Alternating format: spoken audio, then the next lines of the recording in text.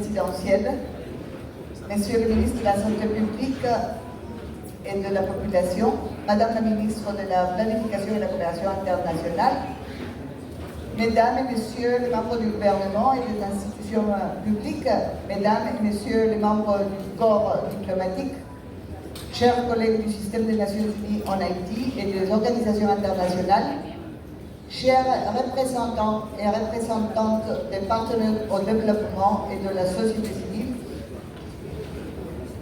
partenaires de la presse écrite, parlée, télévisée et en ligne, distingués invités, Mesdames et Messieurs. Comme chaque année, le 1er décembre nous donne l'occasion de commémorer la Journée internationale du sida. Cette année, avec le thème « Suivons le chemin des droits ». Un focus est mis sur les droits humains pour éradiquer le VIH-Sida, ainsi que la protection des droits de tous, en particulier des populations les plus vulnérables. Pour rappeler les chiffres de l'épidémie, en Haïti, à ce jour, le nombre de personnes vivant avec le VIH en 2023 est estimé à 145 000 dans la population générale, avec une prévalence VIH estimée de 1,6%, l'épidémie est généralisée. Bien que le sida ne soit pas encore éradiqué en Haïti, depuis 2010, il y a eu une réduction de 34% de nouvelles infections à VIH et moins de personnes en meurent. Le pays a enregistré une réduction de 75% des décès liés au VIH. On se réjouit qu'Haïti ait accompli des progrès remarquables dans un contexte extrêmement difficile en matière de réponse au VIH et nous devons reconnaître que le pays progresse bien vers la réalisation des cibles 95-95-95 et la gestion de la co-infection tuberculeuse VIH. Avec des résultats importants, en Haïti, 87% des personnes vivant avec le VIH ont été diagnostiquées.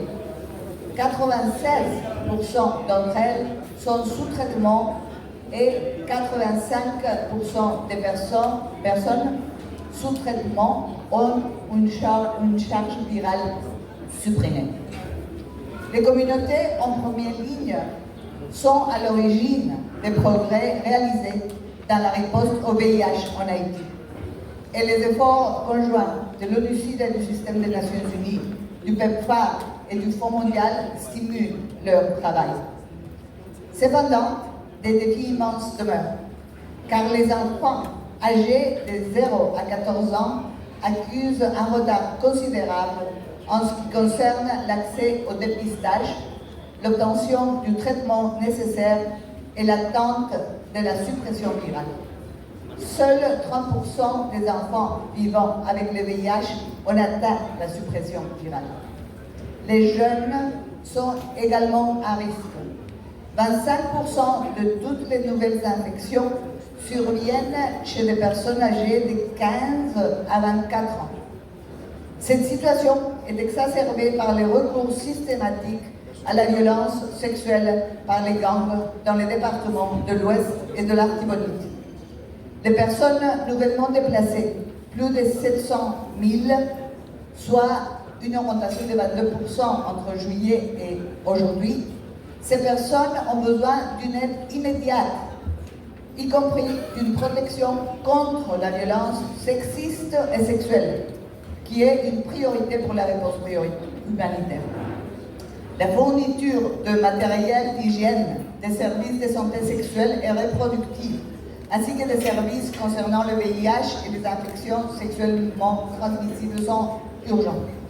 Ces personnes déplacées ont urgemment besoin aussi de services de réponse à la violence basée sur le genre, d'abris et de nourriture compte tenu du fait que 5,4 millions d'Haïtiens sont actuellement en situation d'insécurité alimentaire aiguë.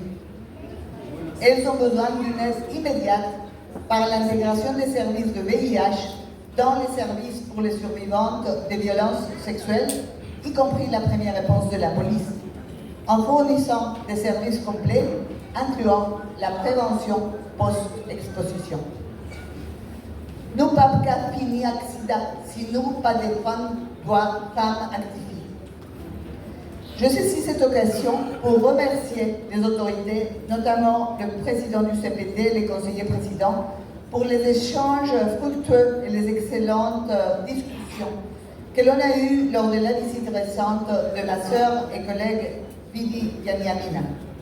Cette visite avait pour but, d'une part, exprimer la solidarité avec les peuples haïtiens dans le contexte de la crise multidimensionnelle, humanitaire et sécuritaire, et d'autre part, renouveler l'engagement politique au niveau national et international avec tous les partenaires et donateurs de lutte contre le VIH pour maintenir le VIH à l'ordre du jour politique.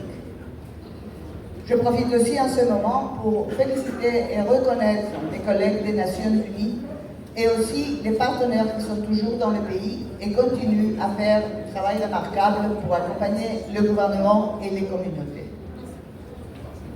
Moi, je finir remarque moyen avec un hommage par chaque monde qui est affecté par VIH. Même avec tout le monde qui est engagé dans la cause ça. Moi, je salue tout le leadership gouvernement à l'institution nationale qui est déterminée pour jouer un résultat concret pour le pays. Comme l'a dit le secrétaire général des Nations Unies à l'occasion de cette journée mondiale du SIDA, le SIDA peut être vaincu si les droits de chacun et chacune partout dans le monde sont protégés. J'invite par conséquent tous les dirigeants et dirigeantes à s'inspirer du thème de cette année et à suivre les chemins des droits. À ne respecter droit tout le monde pour ne finir accident. Avec le thème suivant le chemin des droits. Un focus est mis sur les droits humains pour éradiquer le VIH-Sida, ainsi que la protection des droits de tous, en particulier des populations les plus vulnérables. Pour rappeler les chiffres de l'épidémie, en Haïti, à ce jour, le nombre de personnes vivant avec le VIH en 2023 est estimé à 145 000 dans la population générale, avec une prévalence VIH estimée de 1,6%, l'épidémie est généralisée. Bien que le sida ne soit pas encore éradiqué en Haïti, depuis 2010, il y a eu une réduction de 34% de nouvelles infections à VIH et moins de personnes en meurent. Le pays a enregistré une réduction de 75% des décès liés au VIH. On se réjouit qu'Haïti ait accompli des progrès remarquables dans un contexte extrêmement difficile en matière de réponse au VIH et nous devons reconnaître que le pays progresse bien vers la réalisation des cibles 95, 95, 95 et la gestion de la co-infection tuberculeuse VIH. Avec des résultats importants, en Haïti, 87% des personnes vivant avec le VIH ont été diagnostiquées. 96% d'entre elles sont sous traitement et 85% des personnes sous traitement ont une charge virale supprimée. Les communautés en première ligne sont à l'origine des progrès réalisés dans la réponse au VIH en Haïti. Et les efforts conjoints de l'ONU-SIDA et du système des Nations Unies, du PEPFAR et du Fonds mondial stimulent leur travail. Cependant, des défis immenses demeurent, car les enfants âgés de 0 à 14 ans accusent un retard considérable en ce qui concerne l'accès au dépistage, l'obtention du traitement nécessaire et l'attente de la suppression virale. Seuls 30% des enfants vivant avec le VIH ont atteint la suppression virale. Les jeunes sont également à risque. 25% de toutes les nouvelles infections surviennent chez des personnes âgées de 15 à 24 ans. Cette situation est exacerbée par les recours systématiques à la violence sexuelle par les gangs dans les départements de l'Ouest et de l'Artibonite. Les personnes nouvellement déplacées, plus de 700 000, soit une augmentation de 22% entre juillet et aujourd'hui, ces personnes ont besoin d'une aide immédiate, y compris d'une protection contre la violence sexiste et sexuelle, qui est une priorité pour la réponse humanitaire. La fourniture de matériel d'hygiène, des services de santé sexuelle et reproductive, ainsi que des services concernant le VIH et les infections sexuellement transmissibles sont urgents.